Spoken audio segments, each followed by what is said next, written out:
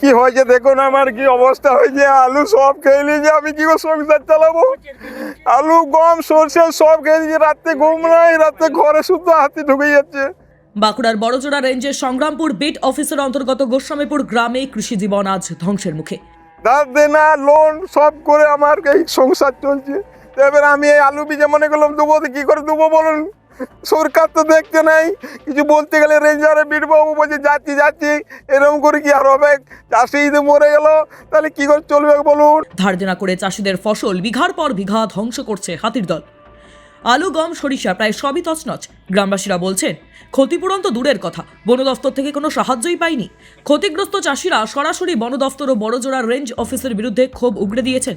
তাদের অভিযোগ, বারবার জানানো সত্ত্বেও হাতি তাড়ানোর জন্য কার্যকর ব্যবস্থা নেওয়া হয়নি। রাতের পর রাত আতঙ্কে কাটছে। না করে চাষ করে এই অবস্থা। এবার ধরুন এই ফসলের যে তুলে আমরা শোধ করবো, সেই হিসাবে আমরা ধার দেনা করেছি। হ্যাঁ, তাহলে এরকম ভাবে যদি ক্ষতি হয়ে যায় তাহলে আমরা সেই ধার দেনা কি করে শোধ করবো? তাহলে আমাদের সুসাইড খেয়ে মরতে হবে, না কোনো উপায় নাই।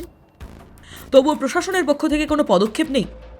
শুধু গোস্বামীপুর নয়, আশপাশের একাধিক গ্রামেও একই পরিস্থিতি বিরাজ করছে। চাষিরা বলছেন লাগাতার হাতির হামলার কারণে আজ তারা পথে বসার প্রস্তুতি নিচ্ছেন। টাইমস নাও খবর।